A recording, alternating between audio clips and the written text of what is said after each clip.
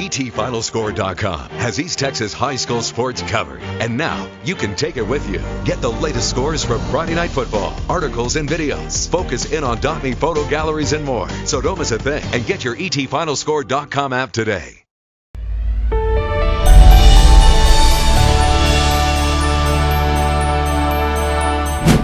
So what was your job as the parole officer? It was to supervise the young people that were on parole, right? Yes, ma'am. And it was my job to file on them if they did something wrong. We would have a hearing, and then they'd go back to the state school. Okay. You never knew. You never knew what was going to be behind that door when they opened it. Yeah, he had one young man in Wood County. Is it Wood? It was in Jefferson, Texas. I can't remember what county. It's Marion County? Marion County. Okay. And I got a call that he wouldn't go to school. So I went to his house, and I said, "Where is he?" He said, "He's in his. He's still in bed, Mr. Miller." And I went back there, and the young man was in bed. He was still asleep. I reached down, pulled the cover back. He had a shotgun, a rifle, and a machete. Oh, my God. I covered him back up, and I said, "You sleep well now." And what year was that? Do you remember? Oh, all of it's going to be in the 70s. Like early 70s, maybe? Well, I was there all the 70s. Oh, okay. 70 to 83. Okay. And how long were you the only parole officer there? Ma'am, I've been the only male parole officer Tyler's ever had. Really? The only male parole officer? Yes, ma'am. Juvenile parole. Wow. Wonder why. Money. Well, how long were you the only one there? At one point, like JB said, there was only one, when I interviewed him about the courthouse. Well,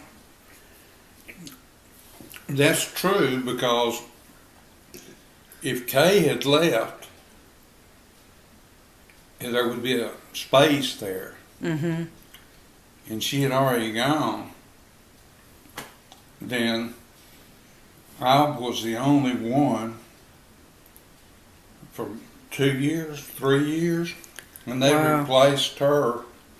And so what was a typical day like for you when you went out to, you must have stayed so busy. Yes, ma'am. Very busy. All the time. Well, it was Tyler just engulfed us. And you did a lot of traveling, didn't you? Yeah, a lot of traveling. Right. Because, you said it engulfed you with love? Yeah. How so? What did they do? I asked, they gave. In all stages, the kids fishing. I had a van then. It seemed like I had it loaded with Cokes and drinks, and that was every all year, donations, wasn't it, from Tyler? it's all donations. Every kid got a T-shirt, a cap, a rod and reel, and the worm company. What was worm? They gave baits. Was this something that the state did? No, it's something I did. You just did this on your own. I would start it, and then it would be picked up. You'd get donations, and and you'd take kids fishing, like the ones you supervised on. No. These would be orphans. Okay. We would get them from Methodist State Home or our state home in Waco. I would go in and the head of the juvenile probation You'd go into like the Tyler, the Smith Yes, County? ma'am. I'm gonna stay Okay. in Smith County. Okay. Then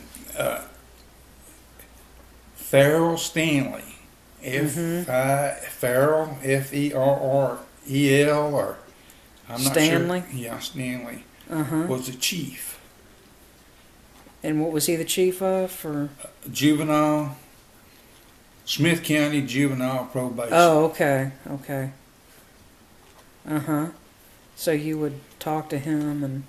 Yeah, I'd say, good morning, how y'all doing? Yeah. Is coffee ready? Okay. Their office was here, and mine was just down the corner. And so I would spend time in there or on the phone.